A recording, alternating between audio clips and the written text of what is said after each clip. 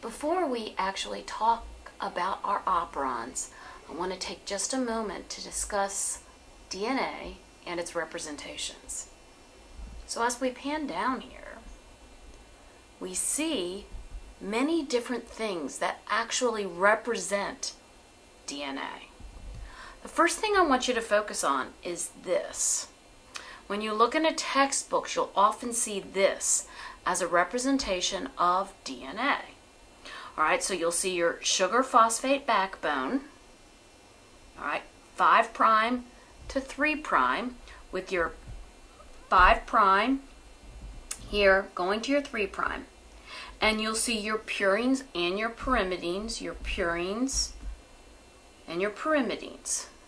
okay? Now, we get tired of drawing these big fat molecules. So, to simplify matters, we will often not draw the nitrogenous bases, and instead we will just draw the letters. So here you see T, A, C, and G. Still seeing our 5' phosphate, our 3' hydroxyl group.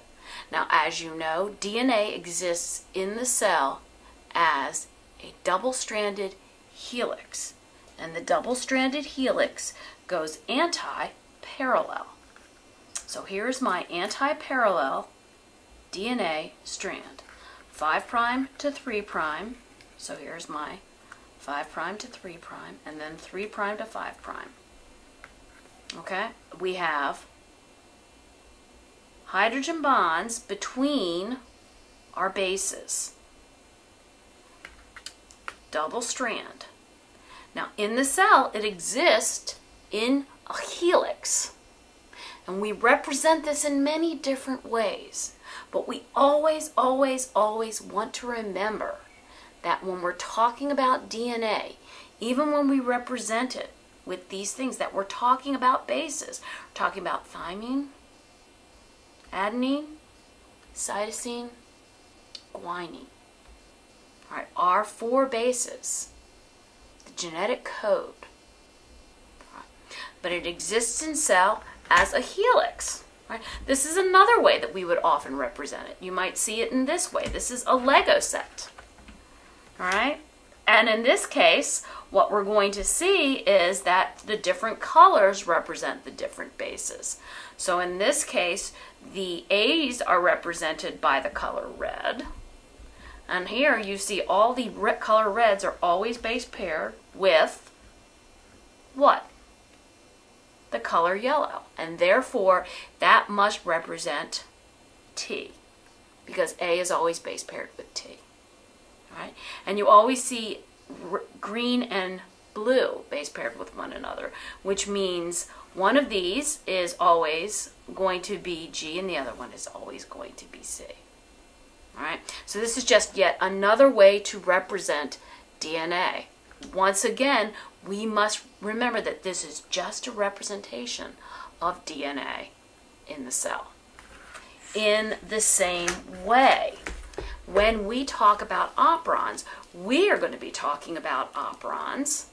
We're going to be talking about the DNA in the cell. We're going to be using this. We're going to be using 2 pieces of rope. All right? Again, we want to remember that when we're talking about DNA in the cell, it exists in the cell as a double helix, wound. It's hard to talk about what's going on in the cell in an operon if the DNA that you're working with is wound up this tightly in this helical form. So as we are discussing the operon, we are going to be representing our DNA. We're not even going to be having the bases too often shown. We'll show the bases when we can because it's going to be very important to remember that we're talking about DNA sequences. But oftentimes, we're going to have our DNA shown as 2 strands, just like this. But it's very important for you to remember that DNA is in the cell. It's double helix. It's twisted. And it's really very important to remember that it's a sequence of bases. And those bases mean something. All right? We're going to be looking at it like this, but you got to remember, it means something. Okay, so here's our DNA. When a gene is going to be expressed, RNA polymerase will bind to an area of the DNA, to a known sequence on the DNA that's called the promoter. RNA polymerase will bind to the DNA, causing a localized opening. When this happens, the strand of DNA that is going 3' to 5' is read. Now this strand of DNA is called the template strand. This strand is read, and a piece of messenger RNA is made. Right? When this happens, this piece of messenger RNA that is made is the same sense as the top strand of DNA. All right? Because of that, we call the bottom strand, or in this case the strand that is being read by the polymerase, this is known as the template strand. The other strand is called two things. It's called the coding strand because it looks exactly like that messenger RNA you just made. And it's the sense strand. Right? It's called the sense strand because that piece of messenger RNA that you just made is the same sense as the piece of DNA that was not used to code for it. This was the piece of DNA that was read by that messenger, by the RNA polymerase that went along and transcribed it. So this is our basic transcription. Once again, RNA polymerase binds to the promoter. You get localized breaking up of the hydrogen bonds between the two bases. And then messenger RNA is made. DNA comes back together. And the RNA polymerase disassociates. Template strand is the strand that is read. The other strand is known as the coding strand or the sense strand. The template strand is sometimes referred to as the anti-sense strand. Now what I want you to do is I want you to take a close look. What we're going to do now is we're going to do a close-up of the promoter so we can look at the promoter sequences. In prokaryotic promoters, we usually talk about two binding sites for the RNA polymerase. The consensus sequences for the two binding sites for prokaryotic promoters are very important because they determine whether or not the promoter is what we call a strong promoter or a weak promoter. Strong promoters are promoters that will bind the RNA polymerase tightly. And these are ones that work great. The RNA polymerase binds and we get great transcription. If the RNA polymerase binds really tightly, we're going to need to regulate them because they're just going to be zooming all the time. If the RNA polymerase doesn't bind very well, it's usually because these consensus sequences aren't very good. All right? The two consensus sequences are found in these areas, the -10 and the -35. These numbers are based upon the area at which transcription begins. This number is assigned +1. So transcription of RNA begins +1. By convention, we look at these sequences on that sense strand that we were talking about, right? The the sense strand.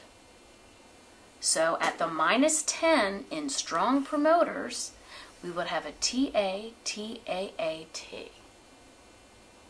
And at the -35, we'd have a TT-GA-CA. Now the presence of these two consensus sequences is the reason why we can regulate operons, and the reason we need regulation. For the strong promoters, the ones where both of these consensus sequences are very, very good, RNA polymerase will sit down here and here in that claw-like configuration. If the RNA polymerase is sitting down all the time, you'd get transcription all the time, and sometimes you just don't want it all the time. When that happens, we need to stop transcription from happening all the time. In the case of the not very good promoters, the RNA polymerase is going to need some help to sit down. And these are the cases when we're going to need proteins that are going to help the RNA polymerase sit down. So these are the two situations where we have very exciting ways to help the operon regulate. Okay, so we can actually classify our operons based on the structure of these promoters. The weak promoters and the strong promoters determine the kind of regulation, and that regulation is how we classify these operons. And so what we're going to do is we're going to go back to our string model, and we're going to talk about how we regulate operons. All right, so we've talked about the fact that promoters can be either weak or strong binding for the RNA polymerase. So let's talk about strong binding promoters first. These are promoters that have binding sites that are very strong for the RNA polymerase. And in this case, the RNA polymerase will bind very readily. We'll get separation of the DNA, and then the structural genes will be readily transcribed. When this happens, oftentimes we find ourselves in this situation where we want to regulate how often these structural genes are transcribed. The RNA polymerase wants to bind. This is a very strong binding site. RNA polymerase is found in the cell all the time. There are molecules of RNA polymerase in the cell all the time. But there might not be a need for these structural genes all the time. And in that case, the binding of the RNA polymerase to this promoter is not really needed. And because of it, we have means of regulation. And that's why when we have strong promoters, this is regulated. Now the regulation is usually under positive or negative control. What determines whether this is under positive or negative control is the effector molecule. Now, if the effector molecule is called a repressor, then we say that the operon is under negative control. All right, so let's repeat that. If the effector molecule that is controlling this promoter, this operon, is called a repressor, then it's under negative control. So let's see how that works. The repressor will bind to an area, to a sequence of bases, usually downstream of the promoter, but it can be anywhere around the promoter. That's called the operator sequences.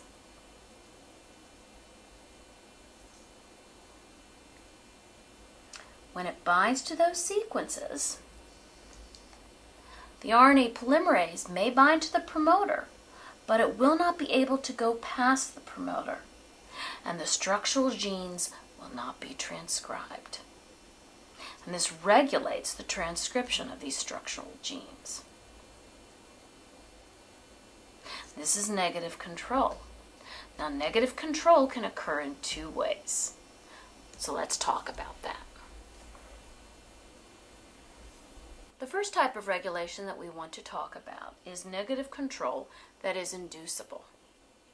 And in this case, when the repressor is made, it is made active. And that means it can bind to the operator region.